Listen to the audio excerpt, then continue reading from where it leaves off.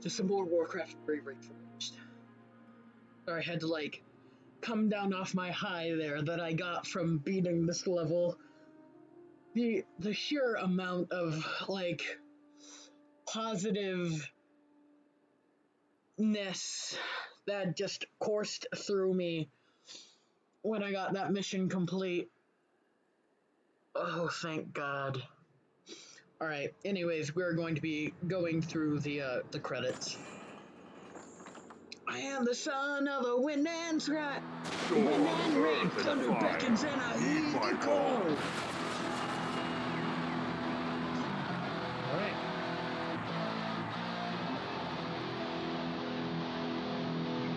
No, pardon. I may sing something. By the by.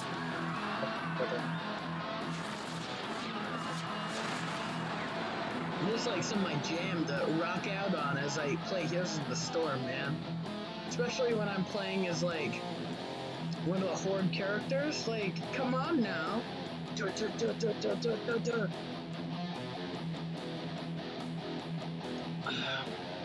Ironically, playing Gul'dan while listening to this music. Yeah. The beckons and I heed the call. Upon this blade, in battle I will fall. Battle we will ride. Hitting hard, pounding from inside. It's like the only rock song I like.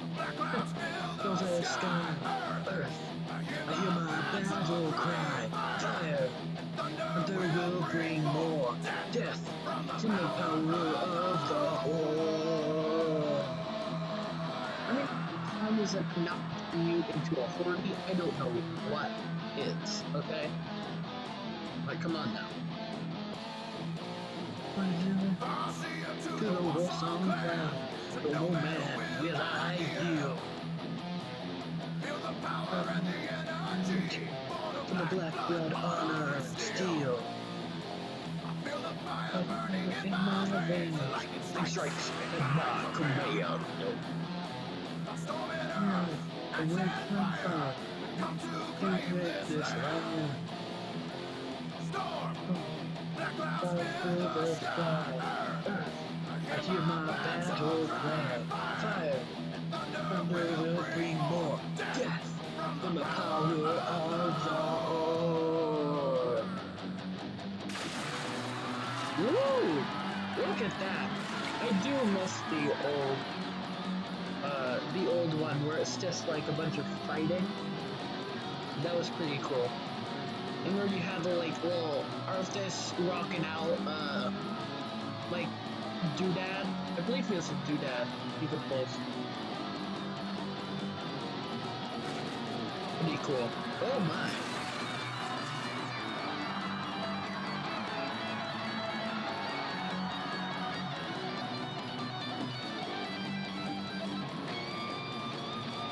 Credits are moving rather slowly, aren't they?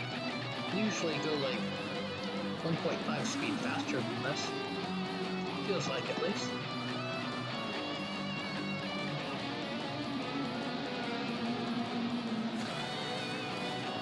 Isn't the song only like 2 minutes? Maybe it's 4.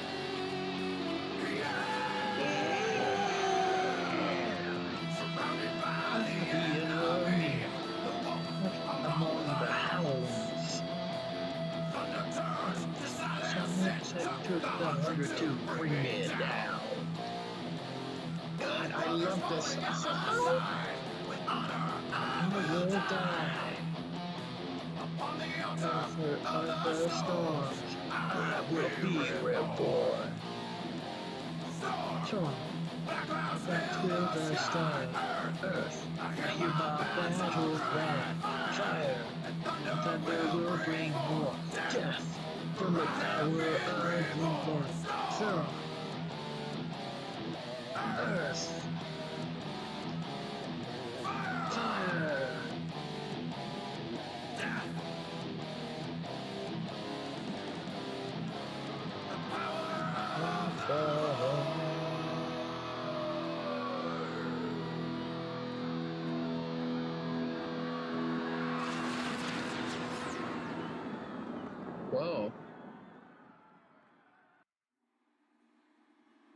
Oh, is it done with the songs now? It's just gonna. Oh. Okay, so that's the Dark Ranger model. That looks pretty cool. That's, I believe, the concept art for a Nubarak. That looks very nice. It's concept art for a was that Centaur Marauder or Centaur Khan? I think that's probably a Khan. Tree of Ancient or Tree of Life. It's blue, not. Oh no, the yellow eyes. So it's probably Tree of Ages. Obviously, the red dragon. Oh, that fire looks very nice.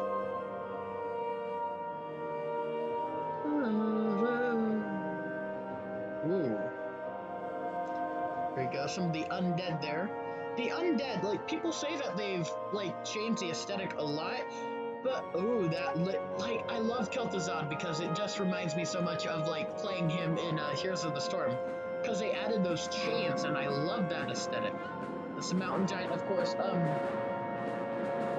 So people say that the undead look more like they're walking horrors, but I don't know. They look very similar to the classic version for me. Oh my god. Is that a sentry? Night Elven sentry? Scantily clad, might I say. There's a sorceress. Why can you not play as a sorcerer in World of Warcraft? You can play as a wizard, like the staff-wielding wizard that we see there. That is, the Archmage, not Antonidas, because Antonidas has a different course. There's Tyrande, with the teal, which is very nice. I know Ablehawk was very happy that they changed around the colors for that. There's the Acolyte, yes. For Ner'zhul, my life for Ner'zhul. Oh, the very angry-looking Tauren there. They're just called Tauren, right? They're not called, like, Tauren Stompers. Oh, that's a Warden model. They made Maiev look less Maiev-y. That makes sense. I don't know, it felt weird. Troll Berserker, Forest Troll Berserker specifically. It's very nice.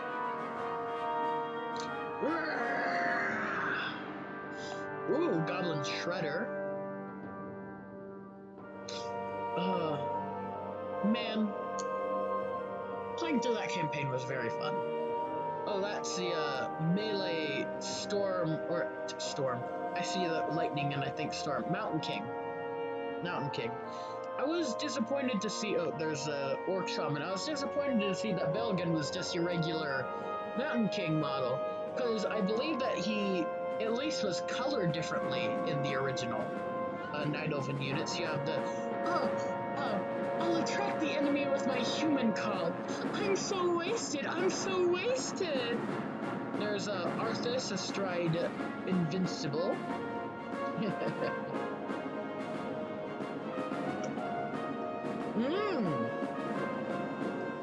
There's Arthas with the Runeblade Frostborn.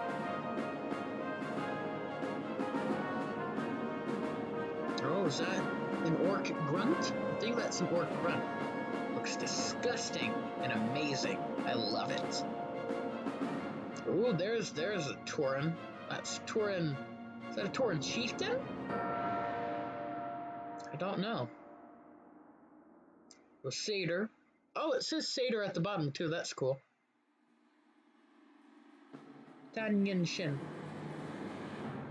I assume that we've gotten into the Lemon Sky Studio part, just because, you know. There's Archimond. Oh, created by Chris Metzen. That's cool. Is that supposed to be a shade? Because that does not look shade-like. That's the only thing I could think that it was trying to be. That is the, Owlbear, Moonkin, or Wildbeak, I believe they're now called. There's your Centaur. Vicarious Visions. Technology development and product support. That's the Chimera. Oh, it says Chimera there. Battle.net and online products. Oh, that's Gramash? Yeah, Hellscream. Metsin. Battle.net and online product. Ugh, they made it all online, which is annoying. There's a Fell Hunter, or Hellhound as they're originally called. I always liked that better, Hellhound, but apparently that was copyrighted.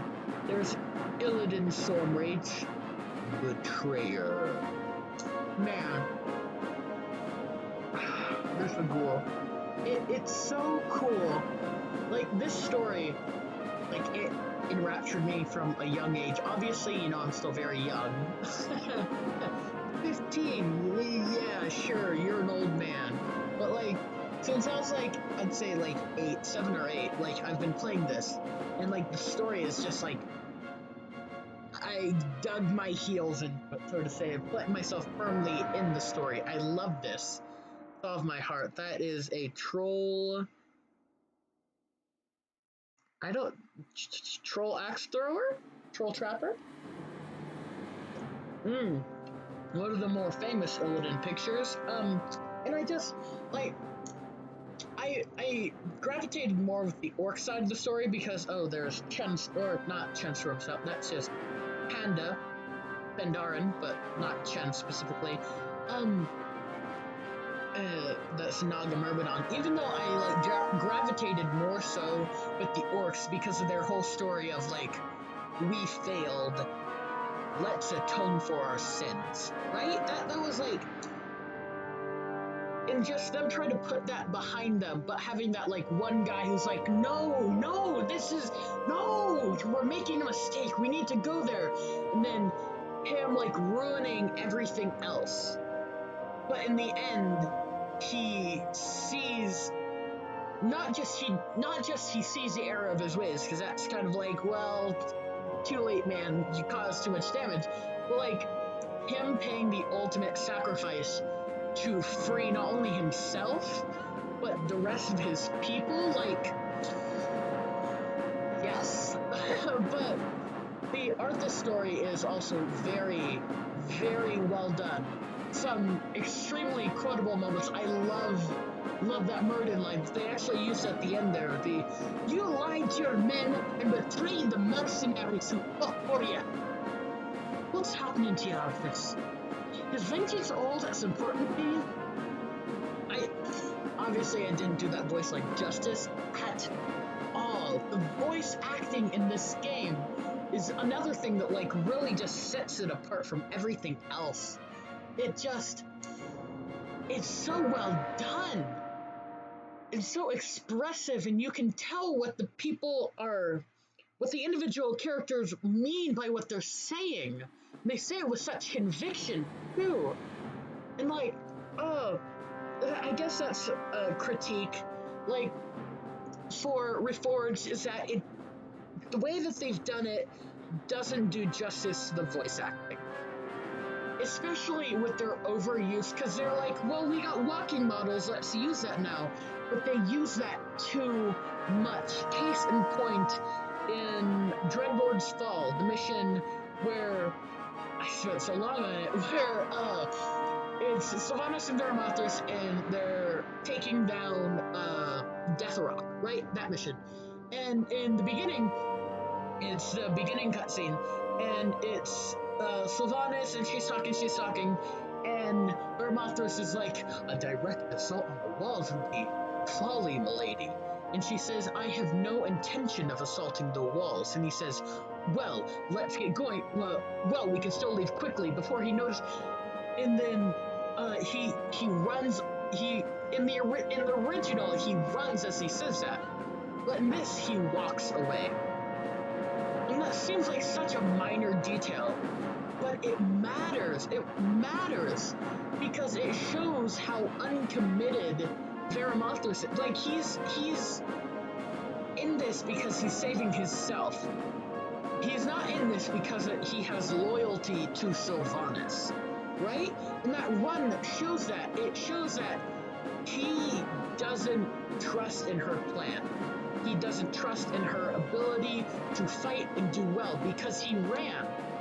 But when he walks, he he's like, okay, let's just leave then. And that just, it doesn't bode well with the voice acting. And that's not like the only, that's not the only example of that. That's just the one that came to mind there. Because the original voice acting is just so expressive and well done, and it just is undercut when you have these moments where the characters just like aren't moving, or when they are moving, they're moving too slowly or sometimes too quickly, right?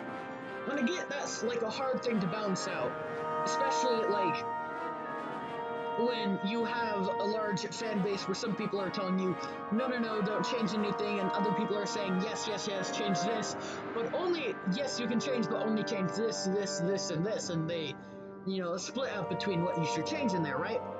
And obviously, it's a very difficult thing, and we can't please everybody, but like, at that point, at the end of the day, you should go with what makes you feel is correct. And that's coming from my point of view. Obviously, what I see as this being wrong, they could have saw as like perfectly reasonable, right? This is just me giving my opinion on that. And I don't know. I love this game.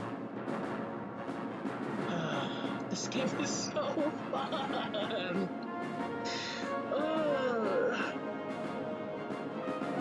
And they just made so many people angry. And they made really stupid decisions. And it's all...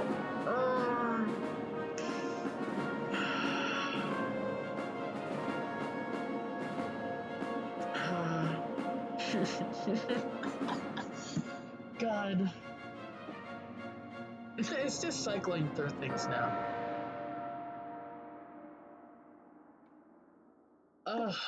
Okay.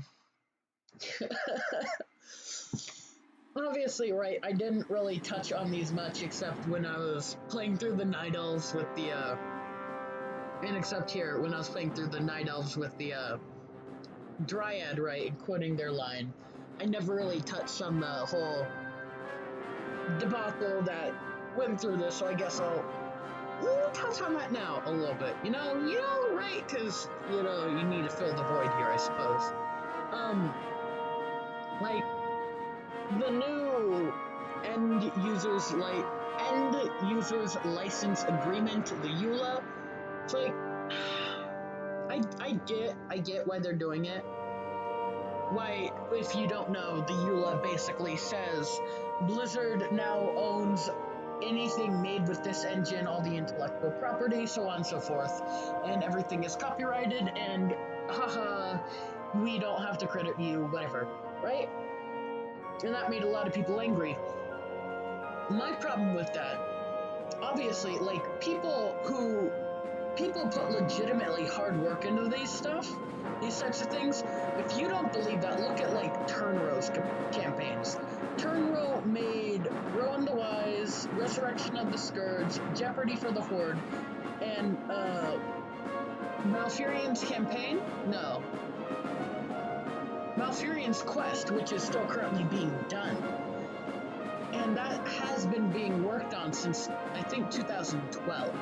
Like, so much work and effort has been put into that, and it feels like a slap in the face from Blizzard to just be like, we own that. We own that. You cannot do anything about this. This is ours now. And that feels like a slap in the face to all those people.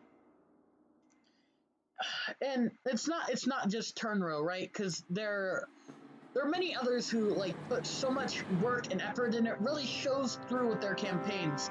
If you've ever played through a scene like Legends of Arcane, that is so well done. Was it Curse of the Forsaken and Rise of the Blood Elves?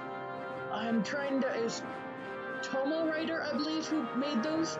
Like, so well done and well designed, and it's just so perfect, and it feels just, it feels so wrong for Blizzard to just say, we collectively own all of this. And like, you know what? I don't know why I'm talking about that, because that'll probably, it's sad thing is that's probably just one of the things they're never going to change. One of the other things about this all going online and about Blizzard owning all this stuff, that some of my favorite maps, custom games, probably will never be able to be used again, such as Balin's Tomb, which is based off of the Lord of the Rings, right? And them escaping from the Mines of Moria. That is so fun to play through, and that'll probably never get seen again because it's copyright. It's copyrighted.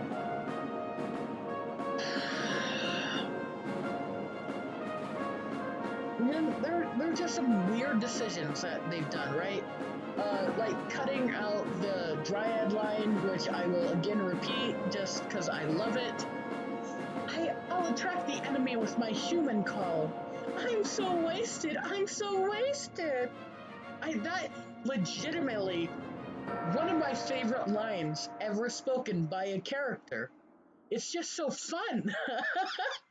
And the Dryads are like some of my favorite to hear, because like before I went through this campaign, like when I just play it by myself, I would like use cheat codes habitually, right? And I cannot tell you how fun it was to hear just hearing the Dryads repeatedly, the great, the great, the great, the great, the great outdoors.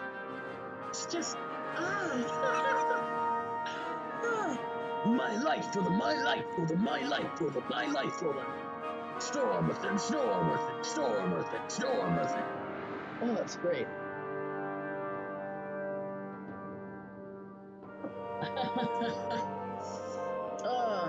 And what else did they get rid of? They got rid of the I don't know if it was Veramothras or just a standard Dreadlord line.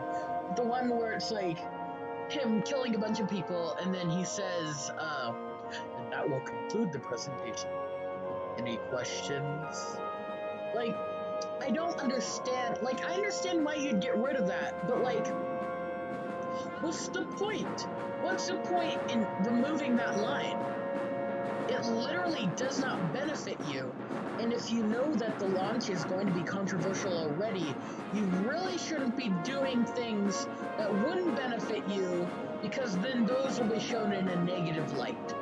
Right? It's the type of thing that if this hadn't had such a rocky start, people probably wouldn't have cared. I would have still cared about them getting rid of the Dryad line. Like, the Veramothras line, it's not a big deal. But because of such controversial starts, things like that just get magnified. Right, and that's another thing about this, is that the community reception has been overly negative. Like, this wasn't a bad game to play through.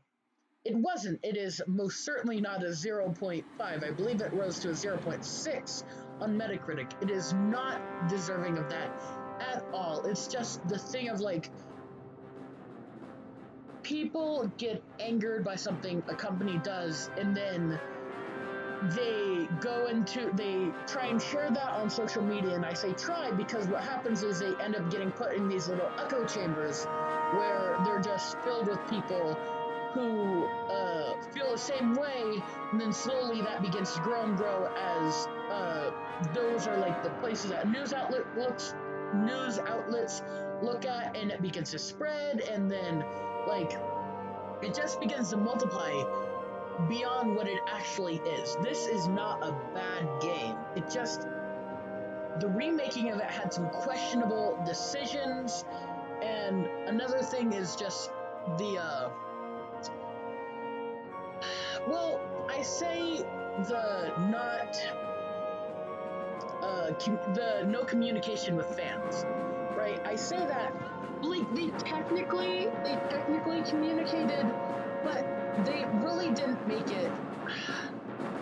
And I guess that's user fault, but because they did say that we're rolling back a lot of the changes, right? But they didn't make that known. They said that at BlizzCon, but they didn't like send out any tweets because they have a Twitter. They didn't send out any tweets. They didn't post anything on YouTube. Nothing of that nature, saying that a lot of these features are being rolled back. Hell, even the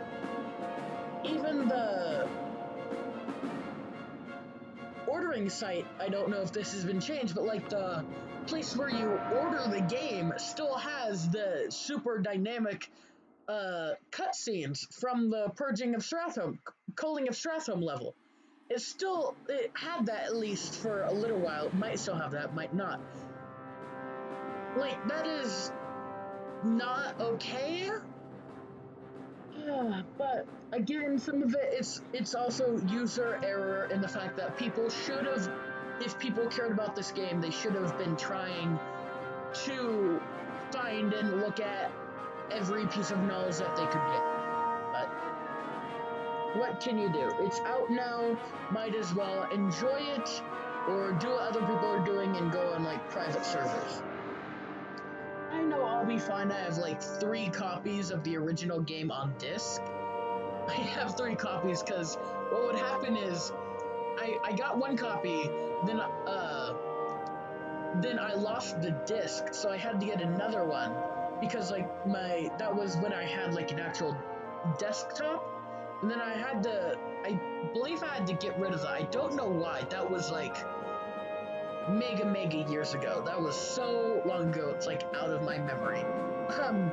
But I got a new computer, but I couldn't find the disc, so I had to get another copy. So I used that, and then I found the disc later on, and then I didn't find the disc. I ended up losing that copy, and I got another one for when I got my previous computer that I had before this, which I liked very much. And I don't have it anymore, well, I have it. It's sitting next to me, dismantled. Because I dismantled it because for some reason it just likes to decide it does not charge, so it has been dead for, I think, probably over a year now. Yeah, definitely over a year now. Might have been like a year and a half now. Just decided it didn't want to charge anymore, which was a little rude. My God, this is long. Okay, hold on, yeah, no, we're still recording, we good. This has been half an hour. Okay, well, I guess I'm talking about this now. Right, so I got that computer and I didn't have the disc, so I got another copy, and now I have 3 copies. With still like the little code on the front thing of the disc. So it's all great. And it doesn't really affect me that the old Battle.net is gone because I don't really play in melee matches or competitive. I don't do that because I'm not a good player, as you could see. I feel like playing through this on hard has made me a better player. But I still feel like I'm nowhere near the level that I need to be to even think about entering that, right? Alright, let's talk about the biggest part about Reforged, right? Other than like the controversy, is the update in graphics. The update in graphics has been very nice. It's been very nice, but at the same time I feel like I look at this and then I feel like I'm still playing with the old graphics. Like, obviously the graphics are up, it just feels like I'm playing in an HD version. It doesn't, like, and obviously that's also because before I got this, I hadn't played Warcraft 3 in a couple of months, so my knowledge of what the actual original graphics looked like, the classic graphics looked like, was very askewed. But I still felt like I was playing with classic graphics with HD, with the exception of a few characters. Like, the only time I really felt like I could tell the graphics were different and or were not just HD, but were like different models was when I like zoomed in really close so I could actually like see the models. And when I looked at the little character portrait in the bottom, when you select them, especially with the Abomination, like the Abomination probably looks the most similar to the original model than all the models, out of all the models, right? Except when you look at the face, because the face has so much more detail and it looks more like a Frankenstein monster. And I don't see that until I look at that. Until I like look at his face. Because most of the time it doesn't really matter. Like most of the detail is on the front of the body, but that doesn't really matter for gameplay because, when you're playing the actual game, usually you're looking at the characters' backs or you're looking at them from like a side angle. You're not usually moving downward and moving the camera downward with you. That just is weird. My god, this is long! Alright, I like the music still going though. I wonder if it'll go through the entire playlist. How many people worked on this? That must be a lot of people, and I'm running out of things to talk about. Oh, I'll get me going for a while. Oh, we could talk about some WoW lore, right? So I was watching Jay Barrino's original playthrough, right? And specifically, I was watching him play through New Power in Lordaeron, as I like to call it, because for some reason I like to add accents and enunciation in weird places when I read these, but it's fun. Vedi Mothras instead of Verimothras. Lordaeron instead of Lordaeron. What's another one I do? Anub Arak instead of Anubarak. Anub Arak. Saphiron instead of Sapphiron. No, I don't know, it's just fun. Speaking of Anubarak. So, going into some... Okay, so, in A New Power in Lordaeron, right, someone asked, what happened to the human forces? You, as Sylvanas, you order, Verimathras to execute Lord Gerithos, right? And he does the whole raid of fire, and then the ghouls eat his corpses, which is so satisfying. Which, funny thing is, like, these new Reforged graphics actually made me kind of like Garithos for some reason. I don't know why. The new Reforged graphics, maybe it was just because of how odd his face looked. It just made me like him more. Oh, so weird. Oh, that's fine. I'm used to being offline now. So, like, you kill him, but what happens to his forces, right? And I was thinking about that, and I thought that some of them probably would have gone to the Eastern Plague Lands, right? Sylvanas didn't end up controlling the Eastern Plague Lands. What ended up happening was Sylvanas controlled the Tirisfal, there's another one, Tirisfal Glades, and some of the Western Plague Lands.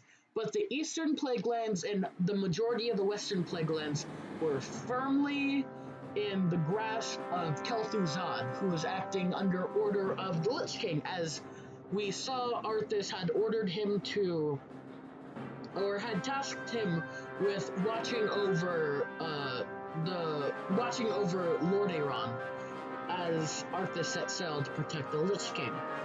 So, I was wondering, so most of the dwarves, or not the dwarves, most of the Alliance members, some of them probably would have gone to, if they were stuck there, most of them, those who survived, because I assume there would have been a mass execution by Sylvanas and Verimathras, in not only an attempt to get rid of the Alliance, but also in an attempt to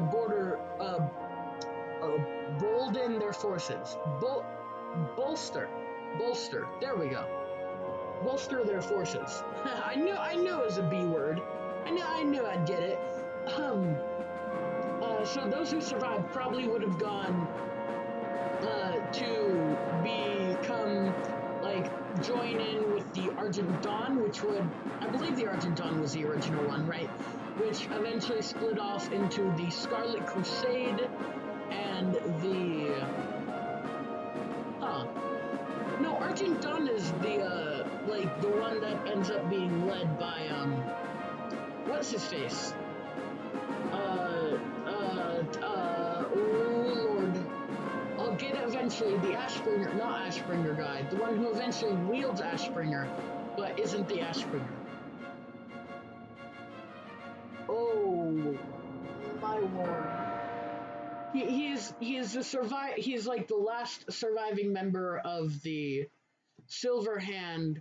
I'm sure anyone who actually cares about WoW lore and for some reason is watching this are screaming it at their screens currently. Uh oh, it starts with a T. Tyrion. No. Ah! Oh, the one who helps us out in the Lich King fight in Wrath. Wrath of the Lich King.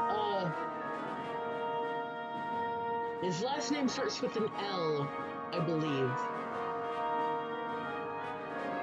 For some reason, all I can think of is Tyrion Lannister. Oh god.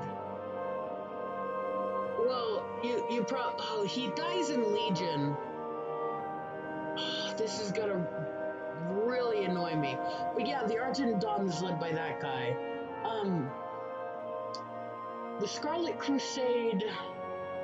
No, the Scarlet Crusade was the original one, and then they became the Scarlet Onslaught, didn't they?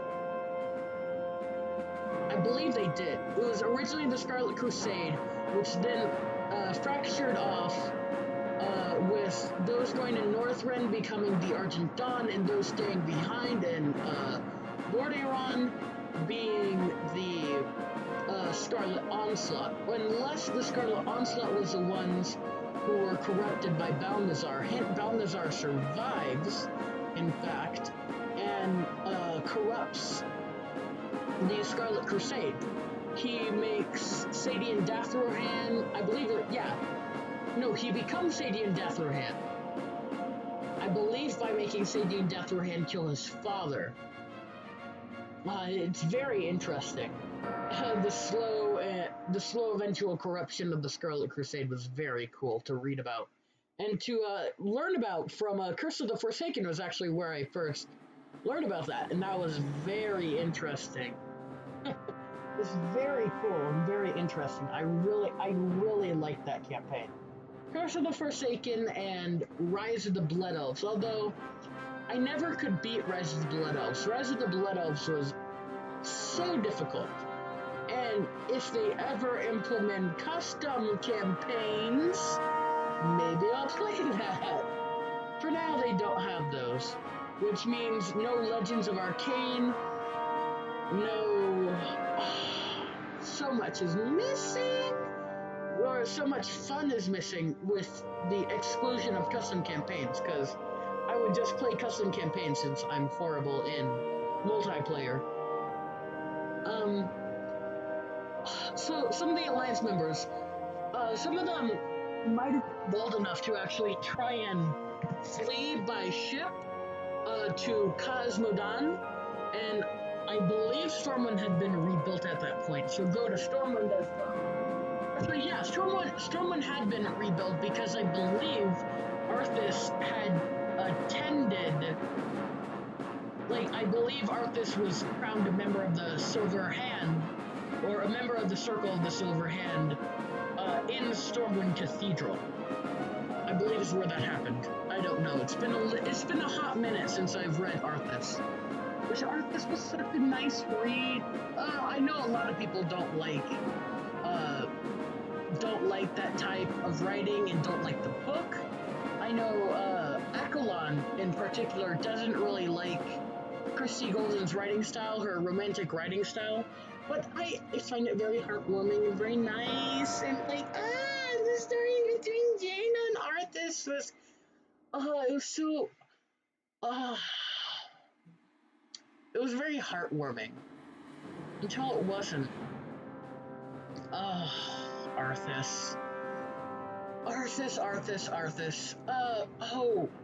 I don't remember who actually was doing that, but there was someone who was going through and was making like the Scourge of Lordaeron, like cutscenes.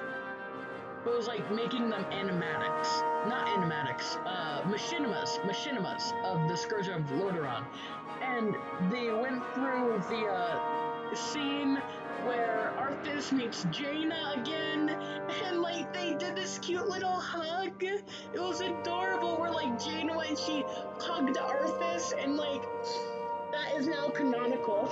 I don't care what anyone says. That hug is canonical. That actually happened. that hug actually happened. It did. I swear. Oh, that hug was so heartwarming. So nice. Oh, oh. Now I'm just getting the sadness. All the sadness, because now I'm thinking of when we kill Arthas in Wrath, and then you bring his, he has a locket on him that you bring to Jaina, and inside the locket is a picture of Jaina, and then she starts crying and saying that she knew there was a part of Arthas still trapped deep inside of him, and then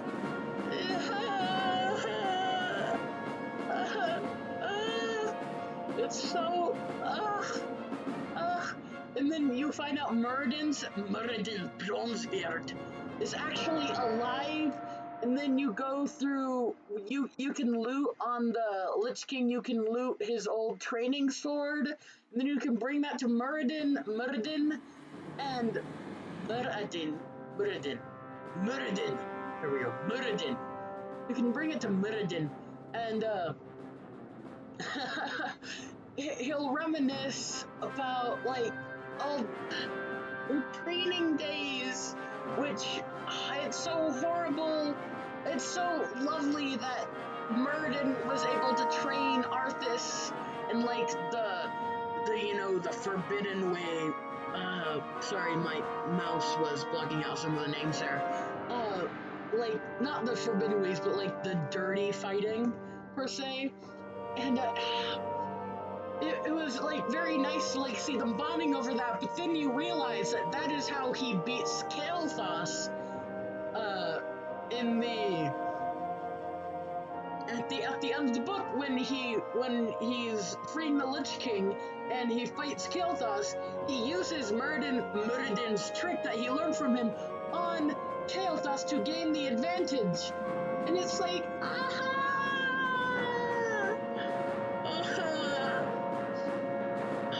okay.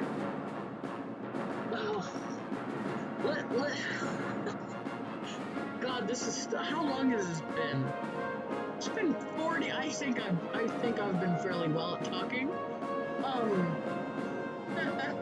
This has got it. I think this goes on for about an hour. I had an idea that I was gonna talk. Oh, that's not what I was gonna talk about. But Kael'thas and Jaina, like, I don't know. What would they have been like as a couple?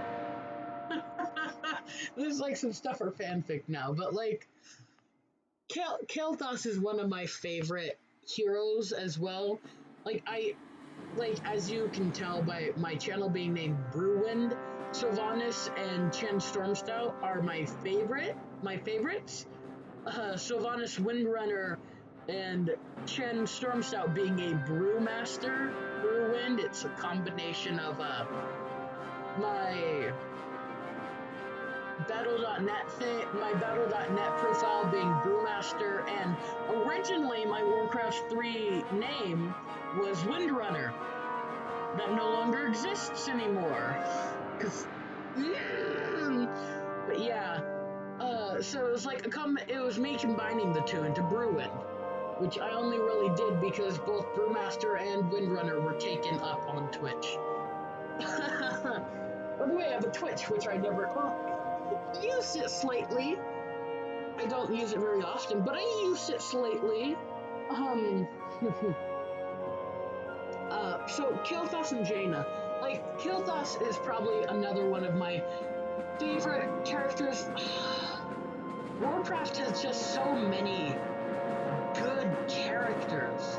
And it really makes me wish that Kael'thas was like, I don't know, that he played differently in Heroes of the Storm, but he played more like his Warcraft 3 equivalent, like being able to drain someone's mana and then funnel that into your own spells to like give you, but like, he does some really cool things, like pressing your trait to gain a better effect on your next basic move is very nice. That's the Verdant Spheres, but I don't know. I wish that I had that drain mana. And hey, not once was I ever able to transfer my mana into an ally hero or unit. What up with that? I said I couldn't, it didn't let me. I tried, you saw it. Ugh. And just talking about Kael'thas now makes me wish that they they should have beat the they should have killed the Lich King. That should have happened. It was 3-on-1. They had the overpowered Naga. They had the Blood Elves with Cloud, and it's just the undead who were at a weakened position. I shouldn't have beat that. No, they should have beat the Frozen Throne, and they didn't. That makes me angry, because I side with Kel, even though you play as Arthas there, I side with Kael'thas. Like, how dare Arthas take Jaina? It's not even that Arthas takes Jaina, it's that he basically just discards Jaina. And I get that's because he doesn't have a soul anymore, but like, seriously, dude. Seriously, come on now. And like, and I love Kael'thas. He's amazing. And I side with him. I side with his like vindictive, like, even just like, did you hear how sad he felt? Like, you could tell the self-isolation and the like, not like tiniest hint of self-hatred in that line where he said, "You've taken everything from me, Arthas. I have nothing left except," what was it? Hatred? Was it vengeance? It was something like that. And it was like, yes! Yes! Oh. It's great. It's great fun. This Warcraft in general, not just Warcraft 3, World of Warcraft, Warcraft 2, Warcraft 1, just the lore building, I guess not as much with Warcraft 1, but like the lore building, the execution of that lore has been really nice.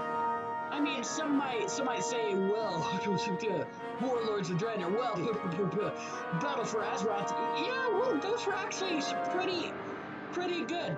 I would say, miles, not even just miles, like kilometers ahead of many other genres. It is just so well done and impeccable, and I get a lot of it isn't in the World of Warcraft stuff. It isn't in game so much as in outside sources, but like, it's really good.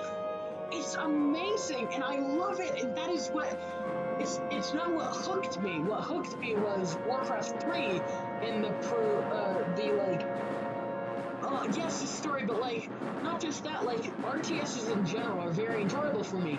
But like, the lore and the building of the lore and the subtle reveals that you get and the hints have just been what keeps me going with Warcraft 3. And Warcraft in general, it wasn't necessarily what hooked me, but it's been what's towing the line. Is that the correct analogy? It's not been what's hooked me, it's been what's like dragged me along, per se, right? It's so amazing. Did you know in Cataclysm, even though we killed Cenarius, we can resurrect him, right? And you think, oh yeah, Gary, whatever. In Shadowlands, we get to go to the place where Cenarius was able to be resurrected. That's huge. That's huge. Okay? Like, and then, like, when we get the stuff with, like, Shadowlands and we see it's, like, split into 4 parts, like, you don't realize how much of this wasn't explained until now, but you think, oh, I can raise dead. Cool, I have necromantic powers. You never stop to think, well, wait, where do those necromantic powers come from? You just think, necromantic powers. You know where they come from? They come from the Shadowlands. Specifically, whatever area, whatever quadrant of the Shadowlands it is from. It's like it's like the Noxious looking one. And then they have like the vampire one. I don't know what those guys are for. There's the one where the area that Cenarius was resurrected, right? That is like, which I very much enjoy the different, like, I'm saying like a lot, it's annoying myself. Where you can see how in the Emerald Dream, right, it's very much eternally spring and eternally summer. Whereas in the Shadowlands, in particular in that area, it feels, or it seems like it's eternally autumn and eternally winter. Much more of autumn than winter, however. And that looks really nice. I love, like, autumn doesn't look that nice in real life, but like the way that people, at least not where I'm at in Washington, at least from what I've observed, but the blending of the oranges and reds and yellows is very pleasing to me. That is very nice. Like, autumn and winter are probably my favorite seasons just aesthetically. They're so nice. They're pretty. And like, summer's too bright and spring is too green. It can be nice, but it's just too much green. Whereas with autumn, I guess that's like a thing about myself because it's very much more cool colors, right? It's very nice. And how did I get here? I'm talking about the lore. I guess I'm just rambling on. This has been 52 minutes.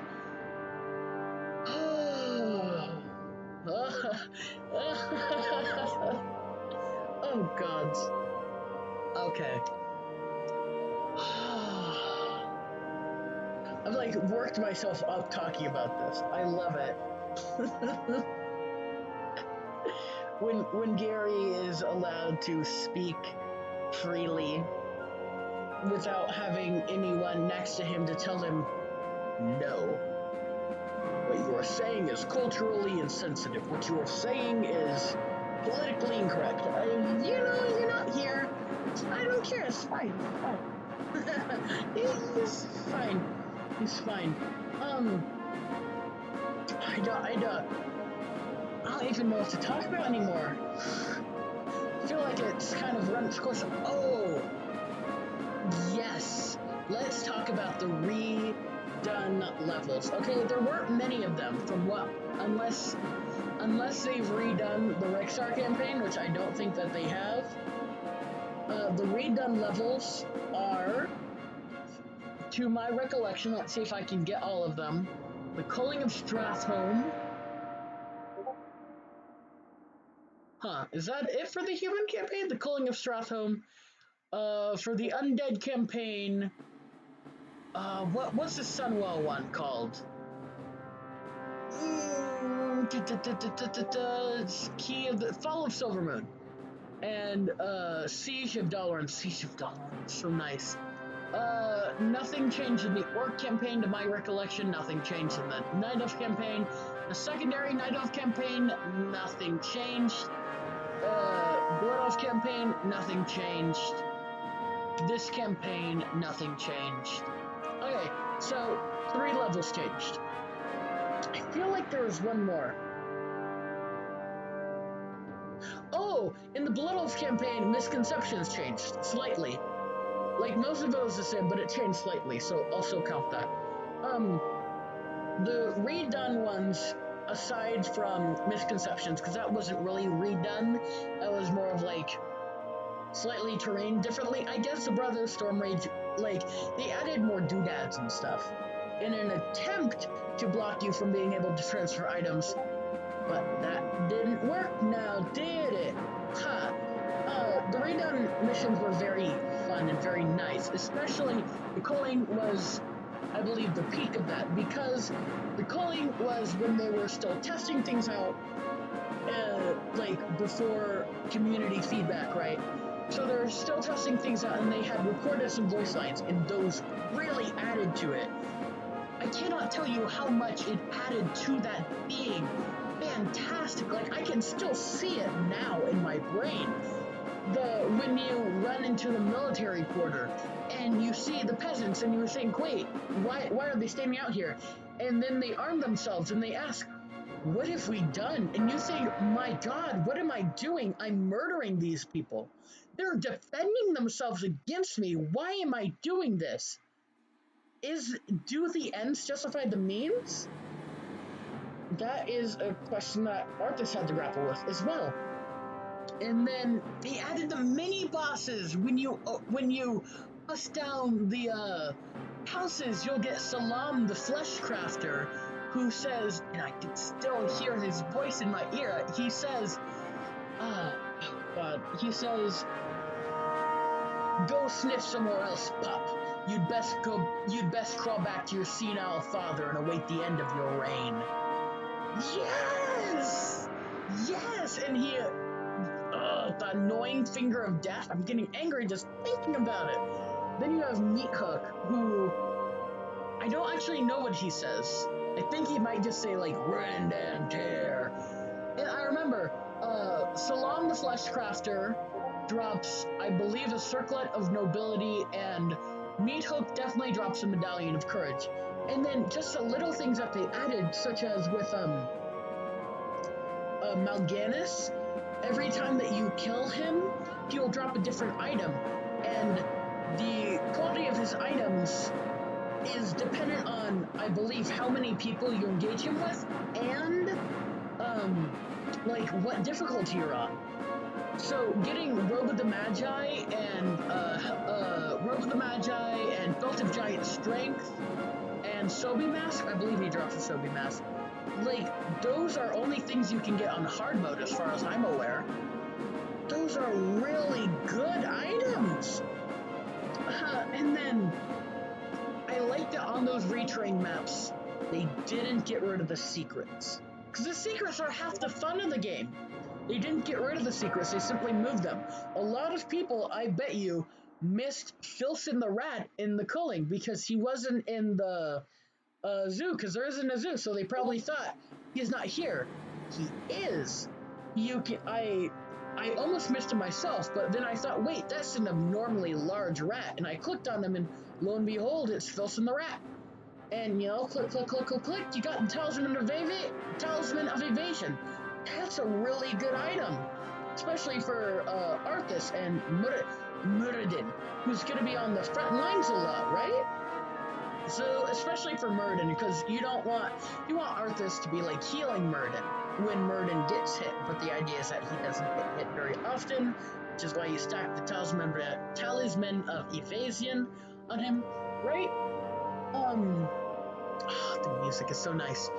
What was the next one? The Fall of Silver Moon. The Fall of Silver Moon! That was so nice. I remember when I destroyed that blue base, I was very surprised. I'm like, wait, why am I not getting the little cinematic for killing Sylvanas? What's going on here? Did they remove that? Is it bugged? What happened? No, they moved it so that it is a main story feature. Because it is. And then the way that they did it reflects, what was it, the Sylvanas Warbringer? I believe it's the Sylvanas Warbringer, not the Heroes of the Storm Sylvanas thing. No, the Heroes of the Storm Sylvanas one was her like flying out in banshee form at the screen. Yeah, where like she shrieks and all the flowers around her wither and die. And that translated fairly well across. And it looked nice, and you got her as a hero, which I particularly enjoyed because it allowed you to just gather some more items for putting on Kel'Thuzad when you get him in the next mission. Right? That's really cool. And you have access to this new model. Sylvanas is no longer just using the Wraith model, although she still had the Wraith soundtrack, which was sad. And then, can we add another thing to that? They included Thalorian Darkweaver. I believe it was Thalorian Darkweaver. I think that was his last name. Dawnseeker. Dawnseeker? Somewhere around yeah, about there. And Anasterian Sunstrider. And like, you may not understand that, but Anasterian Sunstrider is Kael'thas's father. And the sword that you see him wielding there is Fellow Malorn. Not only is that the fire mage artifact in Legion, but that is also the weapon that Kael'thas goes back to Silvermoon to retrieve, and he has it reforged in Elven skill to fight Arthas with, and that contends with the might of Frostmourne. It doesn't buckle under the weight of Frostmourne. In fact, Frostmourne almost buckles under its weight. And just him being inspired with the righteous vigor of fighting it, right? Anyways, back to Anasterian. It's just so cool to fight him there, to be Arthas, and to walk in the shoes of Arthas fighting him. And then the Thalorian guy, he was there because in Wrath of the Lich King, you go into that little Sunstrider Isle there, and he's the spirit that you have to help fight against waves and waves of undead. And it's really cool. And then they updated how the Sunwell looks, because the Sunwell isn't just a fountain. It is like engraved in the earth. And this is over an hour now. My God. It is engraved in the earth, and it's the mystical well from which they draw their energies. I believe, I don't actually know the name of the first Sunstrider guy, but he had a vial from the Well of Eternity, and he dropped it into the Sunwell, which is why it has such immense power, which is why it was used in the Burning Crusade to summon in the Demon Lord Kil'jaeden, because that's the Well of Eternity was how they were trying to summon in Sargeras. So just a fraction of that was able to summon in, or was able to attempt to summon in Kil'jaeden. And that makes you think, by the way, under Nordrassil, or as Malfurion in this said, Nordrassil,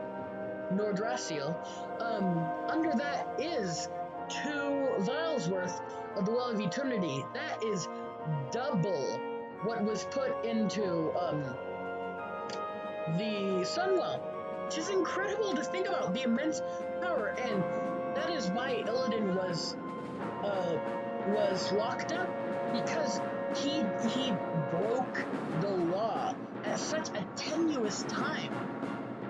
And Illidan actually, before he went out and left, before he left, he gathered 3 vials from the well, from the little Well of Eternity under Nordrassil. He gathered 3 of them. He gave 1 to Vaj, 1 to Kael, and kept 1 for himself. The power that holds is immense. And it's just really cool to think about that. I've detracted from talking about the Reforged levels. The next one was the Siege of Dalaran. The last one was the Siege of Dalaran. I quite enjoyed that. I didn't realize what they designed it off of until I looked at that map in the editor. They based that off of the floating Dalaran that we get in Northrend. I believe it's Northrend. It might have been the Legion one. There were slight differences, and I didn't realize that. Like, playing through it, you don't realize that until you actually look at the map, and I realized, like, wait, here's the point where Ronan would walk out and say, or would walk out and talk about how the brave adventurers had slain Elgalon the Observer, and there's the statue in the middle where you can like click on it and you get to see the ending cinematic for Wrath of the Lich King. And where you fight Antonidas, I believe, is right outside of... No, I don't actually know where that is. Interesting. I also really like the addition of...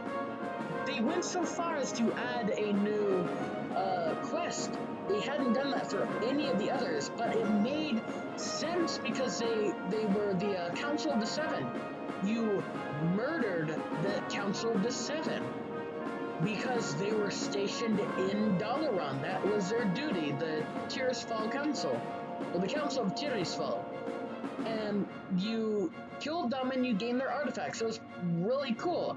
And I especially enjoyed that there were 4 Archmages, Antonidas being the final one, but 3 being like the quest to kill them to stop the barrier, and then Antonidas being like the final boss.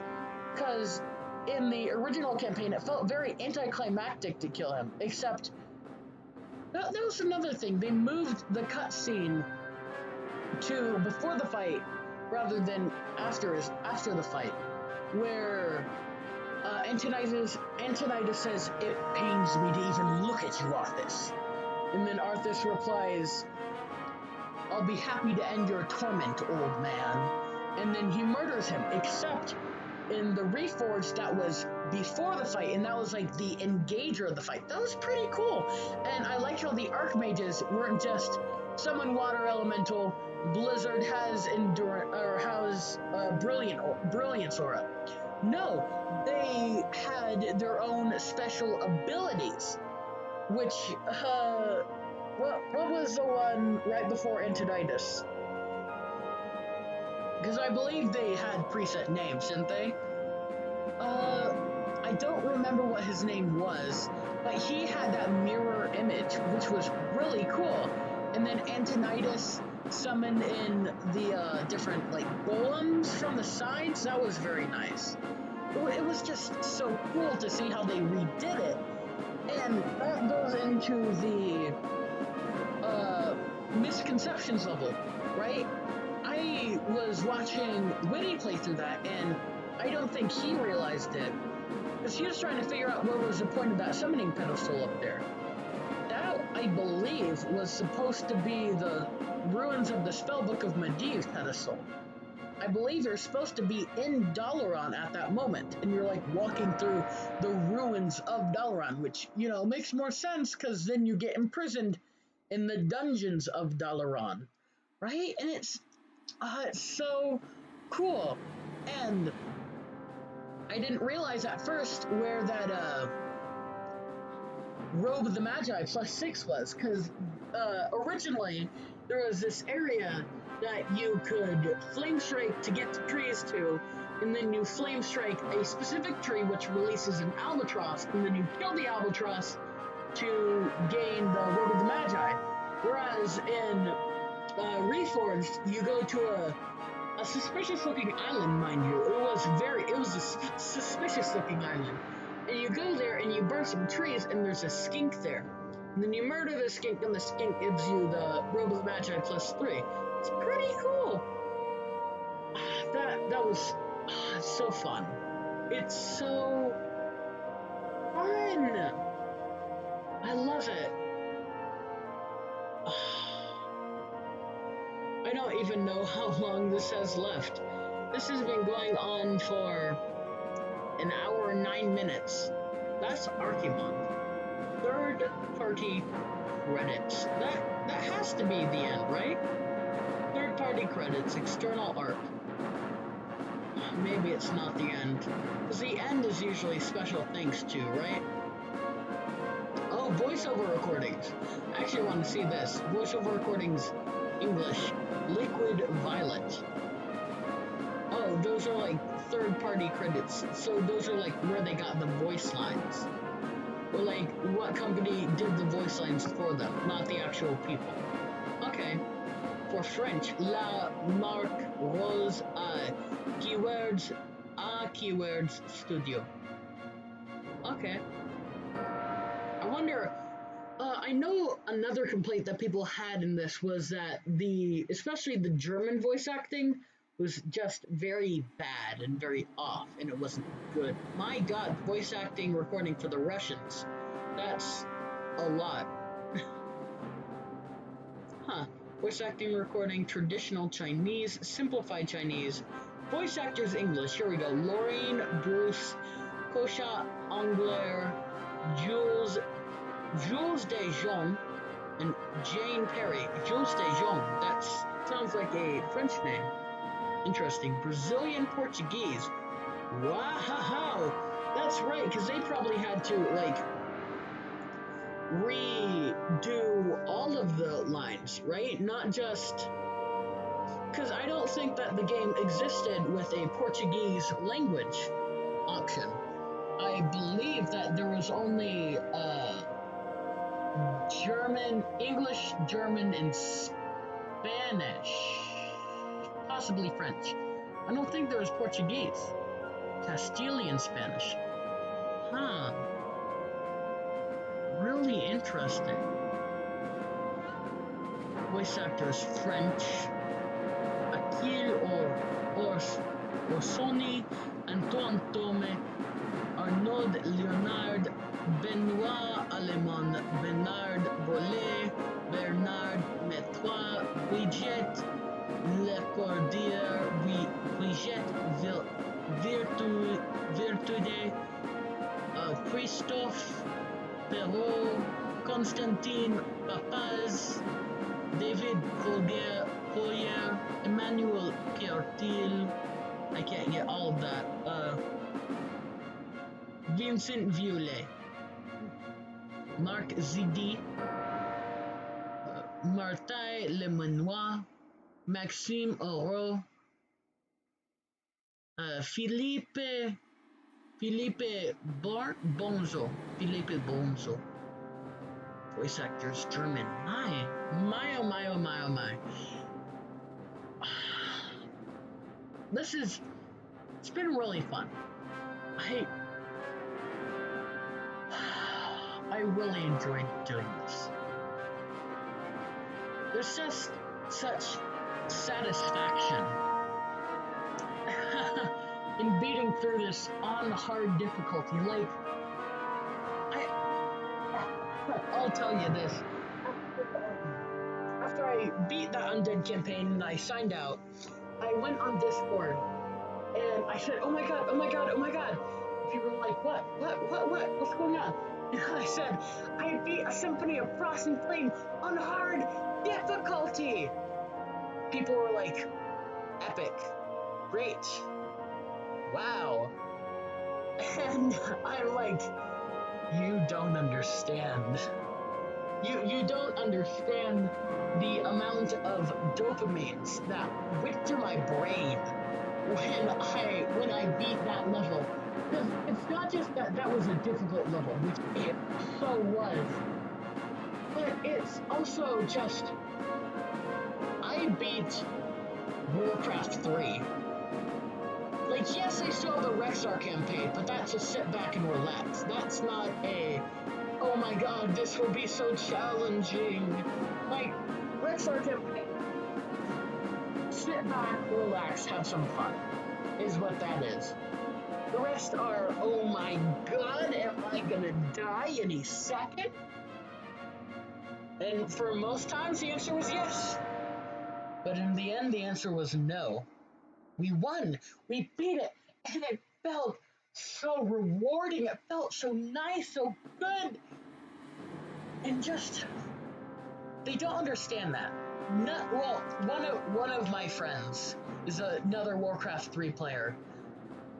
But he doesn't play the campaign, and he doesn't really do melee, he really just plays to play something with me, right? Because my computer has like no space. This is the only game on my computer. I had to uninstall Diablo 3 and Heroes of the Storm to install this game. But yeah,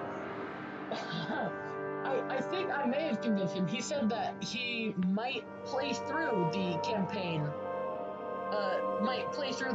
And I said you should stream it. That way I can watch, and if you want, I can give you some tips, some help, right? Just some strategies that you really need to learn. There are like towers. Use towers. Use towers. I know. I say that because it's basic, but if you look back on some of those holdout missions, not a lot of those holdout missions, but some of those holdout missions, I didn't really use towers, and even in the ones that it's like go out and destroy the enemy, still tower. It's worth it to get towers.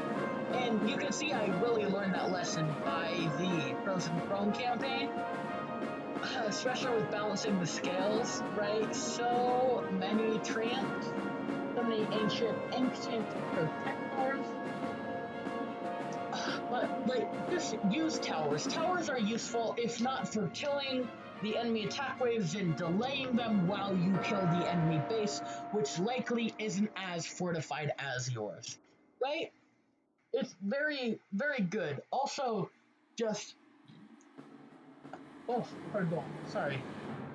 Also, just learn what is good against what, and it becomes a little tricky because in the version that this is running on, magic damage does not. No. No.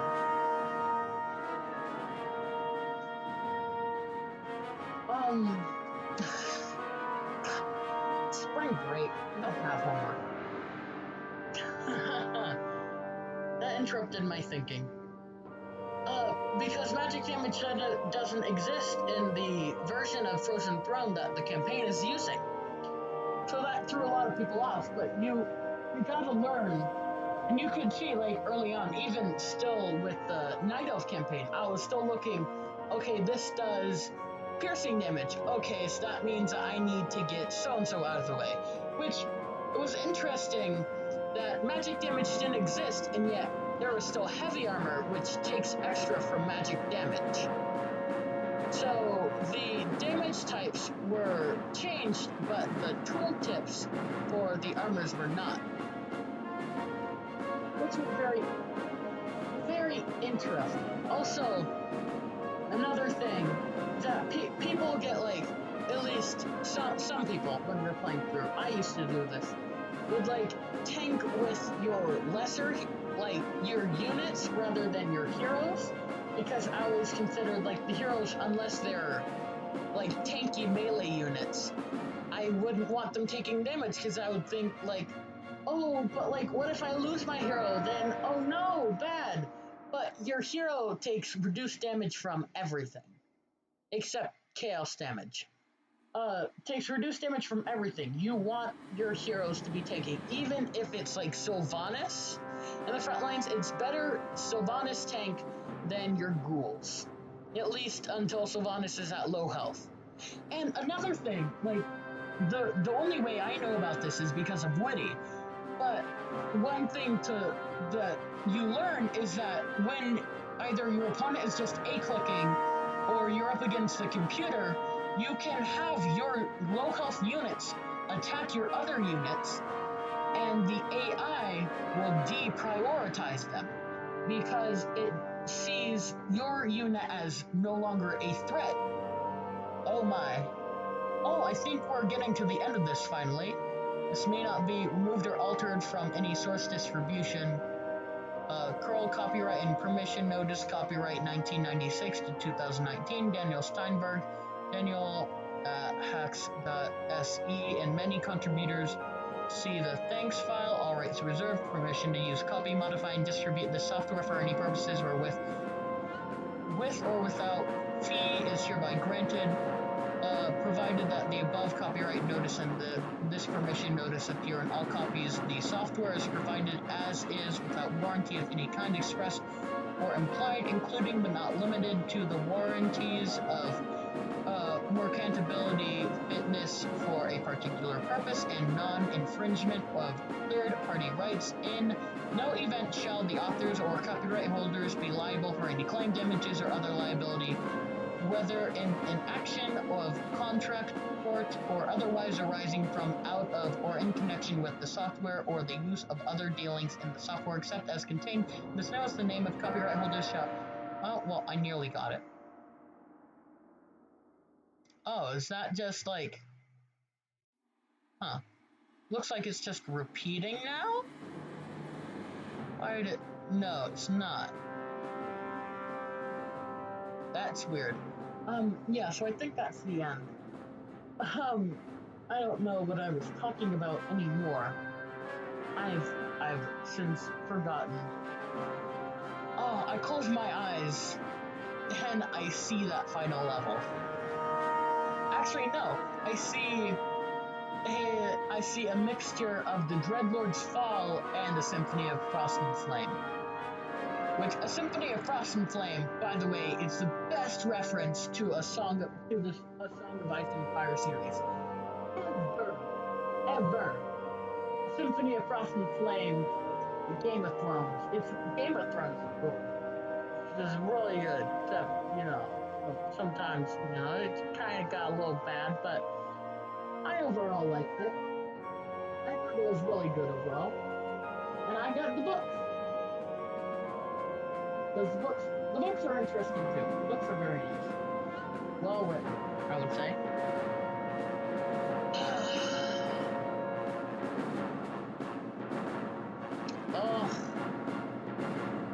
Just...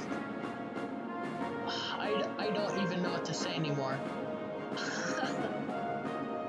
I've run out of things to say. What? How long? Well, you know what? I kept this going for quite a while. An hour and a half of me just babbling on endlessly. I feel that I did pretty well. It's not over yet. We're not out of this yet, boy. That reminded me of Game of Thrones. Or not God of War. Game of Thrones, God of War, they're all the same nowadays.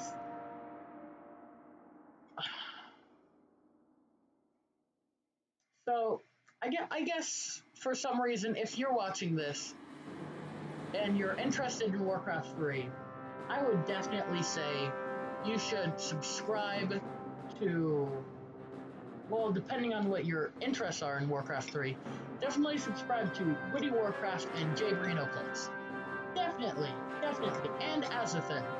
Azathan hasn't been releasing videos, however, but Azathan, still subscribe to Azathan. Azathan is amazing. I love Azathan. He's great. I'm sad that he hasn't been streaming or recording any videos as of late. But, life gets in the way. A lot of times, life gets in the way.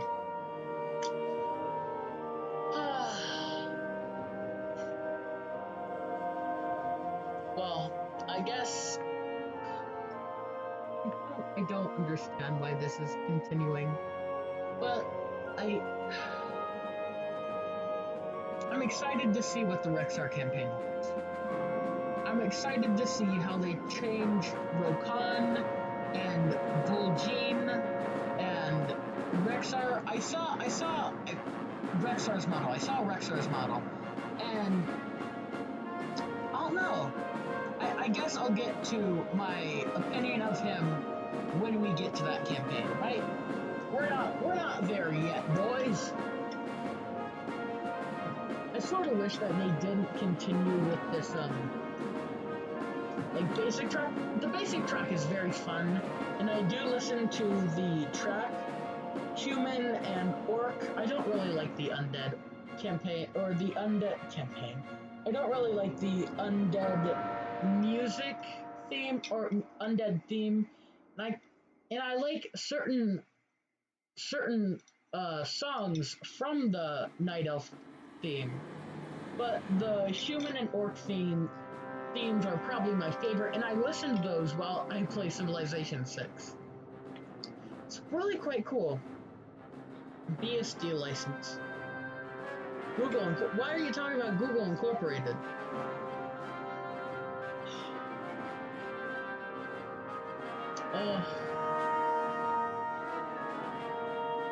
Yeah, I don't know what to talk about anymore. Oh, I guess since, you know, the lady who has to have my heart, Sylvanas Windrunner, things have been happening with her slightly. You know what? No, I think at first I'll talk about Veri Mathras. And because it's just a quick thing. I don't like that Veri Mathras has sideburns. I really don't like it. I think it looks very stupid. That's my personal opinion. And I think that it would look better if he had the Mal'Ganis model. But that's just my personal opinion. I don't like sideburns on Dreadlord. I think they look bad. Anyways, Sylvanas now. Speaking of Sylvanas, the Sylvanas model was so weird. Why? The face, I mean, was very weird looking. Anyways, Sylvanas. So Sylvanas has taken quite some leaps and bounds character-wise, and I am subscribed to Pyromancer. Just so you know what type of person I am. Right, so I believe that there is a lot more to Sylvanas than meets the eye. Right. Not recently, but sort of recently, we've gotten the Death of Saurfang. Saurfang? Yeah, Saurfang cinematic. Oh, I loved Saurfang too. Where she kills him and screams. No, where she screams, the horde is nothing. And then he says, for Azura! And then he gets blown to bloody shreds. And then she struts around. And by the way, oh god, was it Patty Madison's voice? Patty something. Her voice for Sylvanas is just so great, and it comes from like just deep troubles with like she's gone through some stuff in her life. She's gone through some stuff in her life, and it really has made her the perfect Sylvanas voice actor. But anyway, Sylvanas struts around and she says, if you could see yourselves as I see you, toy soldiers in tin plates, beasts who howl for honor.